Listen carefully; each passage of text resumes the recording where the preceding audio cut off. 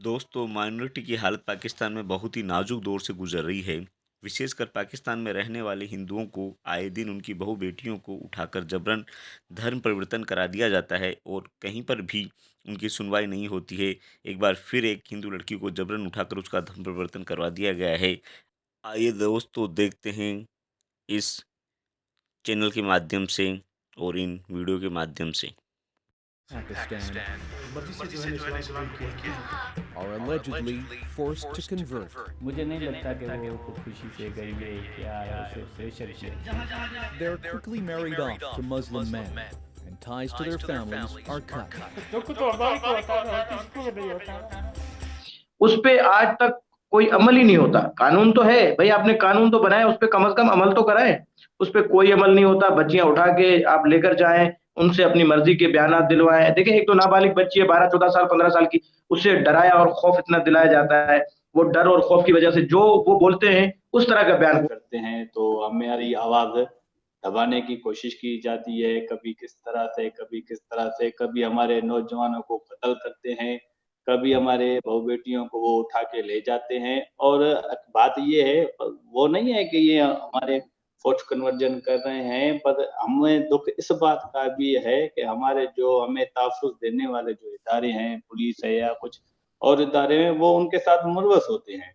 और जब भी एक उम्मीद होती है, यार हमारे साथ एक ज़ुल्म हुआ है, मेरे साथ इश्यू हुआ है, तो मैं किसे बोलूँ, किसे कहूँ? जो इदारे हमारे बनाए गए हुए हैं, जो हमें इंसाफ फ़राहम करें, वही उन्हीं के चट्टे-बट्टे बने होते हैं। तो इस तरह से ये मायूसी भी हमें होती है कि यार हम किसको अपनी मतलब किस अपनी दुःख की दास्तान किसको सुनाएँ? और उसके साथ अभी रिसेंटली वो यूके ने मियाँ मिट्ठू के ऊपर जो सैंक्शन लगाया था, अभी उस सैंक्शन के बाद जो सेमिनार हो रहे हैं, उसमें मियाँ मिट्ठू को फ्रंट सीट पे बिठा के उसको चीफ गेस्ट बना रहे हैं। तो मतलब मुझे ये समझ नहीं आ रहा कि हुकूमत हमें मुँह से बोल क्यों नहीं देती कि आप चले जाओ? ठीक है, एक तो आप हमारा साथ दिए, तो उस पे कानून पे अमल नहीं किया गया। तो अभी कोर्ट से भी हमें वो उसको शेल्टर रूम में भेजा गया। अगर उसकी एज छोटी है, तो उसको आप अपने माँ-बाप के साथ भेज दो ना। अभी आप उसने उसको शेल्टर भेजा है, फिर 1-2 साल वो शेल्टर में उसके साथ क्या नहीं होगा? अभी मैं लोग समझदार हैं, समझते होंगे, ऊपर जो ऑफ़िसर बैठे हैं, वो भी समझते होंगे कि शेल्टर हाउस में क्या होता है हमारे यहाँ पाकिस्तान में। तो 2 साल उसके साथ ज़ुल्म होगा, फिर वो किडनैपर जो हैं, उनके साथ वो भेज देंगे। तो अभी मैं नहीं समझता कि हमें यहाँ कुछ होगा, हमारा यहाँ मास माइग्रेशन ही हमारे लिए एक बेहतर सिचुएशन होगा। लेकिन सनी इससे पहले भी आप आवाज़ उठाते रहे हैं और आपने ये बात उठाई है और आपकी सिस्टर का केस है मेरा ख़्याल है, आपकी आपकी जो बहन है उनको ये मियाँ मिट्ठू उठा के ले गया। तो बिल्कुल आप सही कह रहे हैं, इस्लामाबाद में वो कॉन्फ्रेंस थी और मैनेज करने के, सज़ा देने के हम उसको चीफ गेस्ट के तौर पे बुलाते हैं। आपकी सिस्टर का क्या इश्यू था, वो भी आप ज़रा बताइएगा? अभी उसको ज़बरदस्ती उठा के एक रात में उसको अगवा भी किया गया, उसको कन्वर्जन भी किया गया, उसकी शादी भी की गई और सुबह सवेर को उसको कोर्ट में पेश भी किया गया। अभी आ गया हूँ और मेरे पास ह्यूमन राइट्स गवर्नमेंट के ह्यूमन राइट्स का एक ऑर्डर है, जिसमें वाज़ेह लिखा हुआ है कि मेरी सिस्टर मेरे घर में 1 महीने में 2 मर्तबा आ सकती है और ये चीज़ें शरीयत के मुताबिक हुई हैं।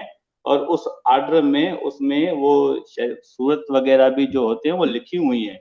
ये शरिया है, घूम रहा हूँ कभी पुलिस के पास, कभी कहाँ पे दरख्वास्त दे रहा हूँ, लेकिन पुलिस उसके साथ है, मियाँ मिट्ठू का बेटा उसके साथ होता है, वो आज तक उस ऑर्डर पे अमल नहीं हुआ।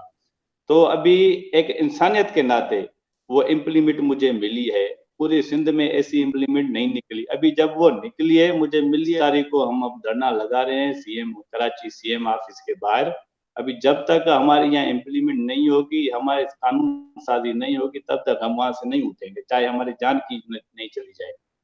बात की कि इस किस्म की हरकतें होती हैं, इस तरह से बच्चियों को उठा के ले जाया जाता है और ज़बरदस्ती उनके रिलीजन चेंज करवाए जा रहे हैं, माँ-बाप से नहीं मिलने दिया जा रहा, तो वो कहने लगे जी हम तो कुछ कर नहीं सकते क्योंकि वहाँ पे सिंध में जो गवर्नमेंट है, यानी जिस पॉलिटिकल पार्टी की गवर्नमेंट है, वो बहुत स्ट्रॉन्ग है। कि भई आप नाबालिग बच्चियाँ जो सिंध से अगवा हो रही हैं, मज़हब तब्दील हो रहे हैं, उन पे कानून साज़ी करें। सिंध गवर्नमेंट तो कर सकती है। सिंध गवर्नमेंट भी बिलावल भुट्टो वैसे तो आप जाएँ, मंदिरों में जा रहे हैं, गिरजाघर में जा रहे हैं, हर जगह पे जा रहे हैं, मुराद अली शाह साहब सब लेकिन इस पे कोई बात करने के लिए तैयार नहीं है, कोई बच्चियों के साथ हमदर्दी नहीं है, न हमारे लोगों के साथ। क्योंकि इसकी एक बड़ी वजह मैं आपको बता दूं कि ये जो लोग असेंबलियों में बैठे हुए हैं, ये इलेक्शन लड़के नहीं आए, ये सिलेक्ट किए गए लोग हैं, सिलेक्ट किए गए हैं, जो करोड़ों रुपए में ऑन द रिकॉर्ड ये बात कर रहा हूं, नहीं करनी चाहिए, लेकिन ये कि करोड़ों रुपए ये फंड्स दे के पार्टियों को। ये अब फोटो एक भेजी थी कुछ टाइम पहले, एक हैदराबाद की लड़की थी,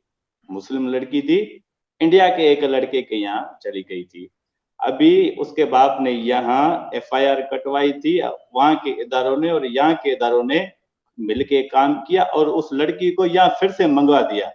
क्यों? क्योंकि वो मुसलमान थी, हम हिंदू हैं, हमारे साथ इंसाफ नहीं होगा।